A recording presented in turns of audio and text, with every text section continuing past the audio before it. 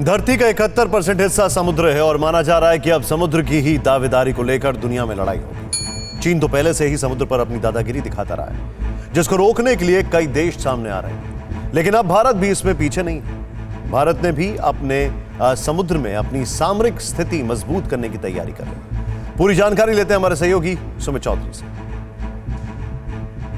इस समय भारत चीन के स्टैंड ऑफ को करीब 3 महीने से ज्यादा का वक्त हो चुका है, लेकिन चीन सिर्फ जमीन पर नहीं, पानी में, समंदर में भी दोबारा से इसी स्थिति को पैदा करने की कोशिश कर रहा है। हम आपको दिखाते हैं कि भारत की नौसेना का वो अभेद्य कवच सबसे पहले ओमान की खाड़ी से आने वाले तेल, कयात या दूसरी चीजों को अपने इलाके तक पहुंचाना या फिर दूसरी जगह पहुंचाना। और ओमान की खाड़ी का डिस्टेंस जो है वो करीबन 2122 किलोमीटर का है भारत से। यहां पर भारत की डिप्लॉयमेंट है। आपको याद होगा INS कलकत्ता, जिसने राफेल को रिसीव किया था और ये बोला था कि आप हैप्पी जर्नी टू इंडिया, वो यहीं पर मौजूद है। इसके अलावा कौन सा ऐसा स्पॉट है, कौन सी ऐसी जगह है जो इंपॉर्टेंट है? अदन की खाड़ी करीबन 3419 किलोमीटर का डिस्टेंस है। अदन की खाड़ी में भी यहां पर आपको याद होगा कई जगह, जिबूती या फिर दूसरी जगहों पे भी चीन लगातार अपने पोर्ट्स को, अपनी चीज़ों को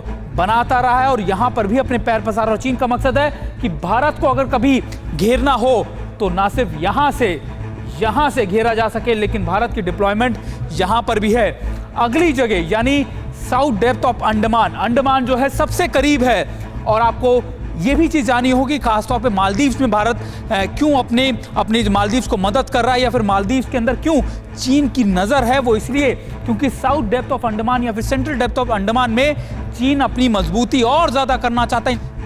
करीब 2 महीने में, जब से 2 महीने के ज़्यादा का वक्त हो चुका है भारत और चीन के स्टैंड ऑफ को, भारतीय नौसेना के ये शिप्स यहाँ पर 23,000 किलोमीटर से ज़्यादा का पेट्रोलिंग कर चुके हैं। और इनका मकसद ना सिर्फ हमारी सिक्योरिटी को मजबूत करना है, बल्कि दूसरे देशों को इन रीजन में मदद पहुंचाना भी है। अगला ग्राफिक्स मैं आपको दिखाता हूं, समझाता हूं। मैंने आपको 3 से 4 चोकिंग पॉइंट्स बता दिए। अब आपके लिए जानना है सुनंदा स्ट्रेट, यानी ये सबसे इंपॉर्टेंट पॉइंट है। ये इलाका जो आप देख रहे हैं, ये मलाक्का स्ट्रेट का इलाका है। इन इलाकों के अंदर चीन यहाँ से निकलता है, लेकिन ये एक अलग ऑल्टरनेटिव रूट है जिसको चीन ले सकता है।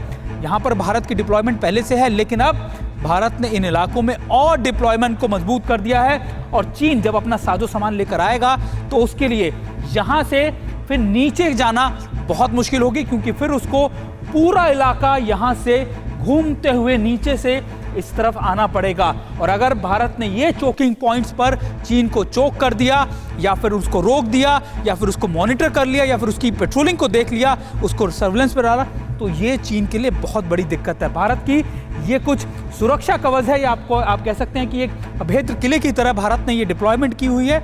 और आज जब भारत की नौसेना की कमांडर लेवल कॉन्फ्रेंस हुई तो इन सभी चीज़ों का जिक्र हुआ। रक्षा मंत्री खुद मौजूद थे, CDS खुद मौजूद थे।